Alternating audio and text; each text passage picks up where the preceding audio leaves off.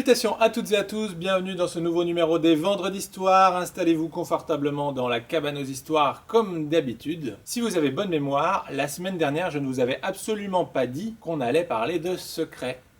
Puisque l'album du jour s'appelle Les secrets de Pétronille. C'est un conte de Fabienne Roulier, illustré par Selma Mandine, et c'est édité par les éditions Chocolat Jeunesse. Un grand merci à eux de nous permettre de lire leurs histoires. Alors, à votre avis, est-ce que Pétronille, elle connaît beaucoup de secrets? Et est-ce qu'elle arrive à les garder? Il n'y a qu'un seul moyen de le savoir, c'est d'écouter l'histoire. Pétronille a un secret. Le secret de Pétronille, c'est qu'elle est gardienne de secrets. Personne ne le sait.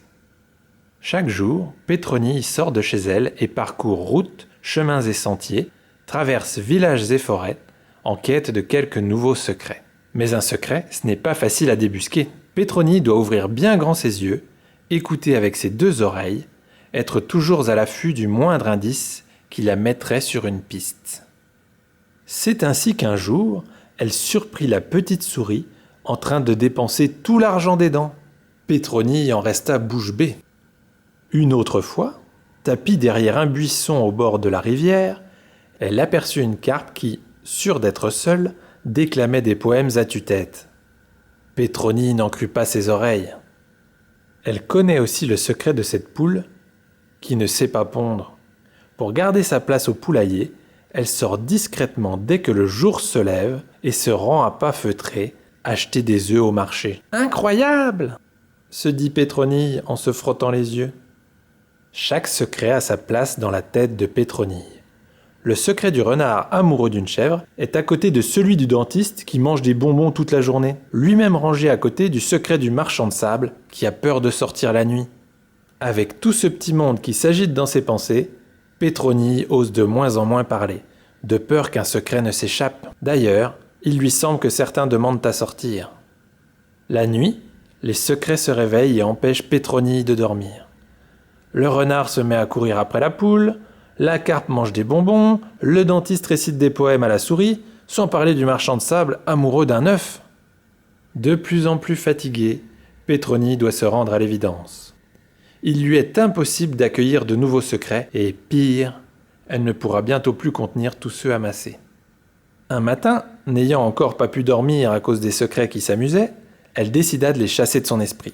Elle prit un bocal en verre, se pencha au-dessus, et se mit à raconter tous les secrets qu'elle connaissait. Cela étant fait, elle ferma soigneusement le bocal avec un gros bouchon. Heureuse et la tête légère, elle se dit qu'elle allait enfin pouvoir dormir. Mais la nuit suivante ne fut pas meilleure que les autres. Les yeux fixés sur le bocal, Pétronille se dit qu'elle ne pourrait pas toujours veiller sur lui. Avec angoisse, elle imaginait qu'un jour, quelqu'un finirait par le trouver et l'ouvrirait.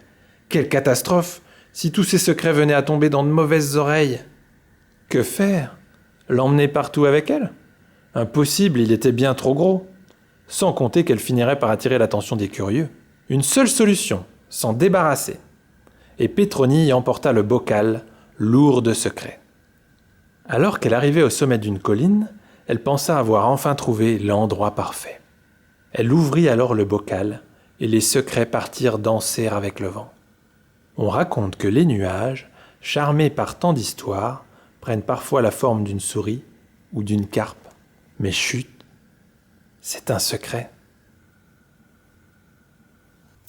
Fin. Alors, ça vous a plu? C'était plutôt mignon cette explication à la forme des nuages. Ça vous est déjà arrivé de voir des nuages en forme de quelque chose? Et vous, est-ce que vous connaissez beaucoup de secrets comme Pétronille?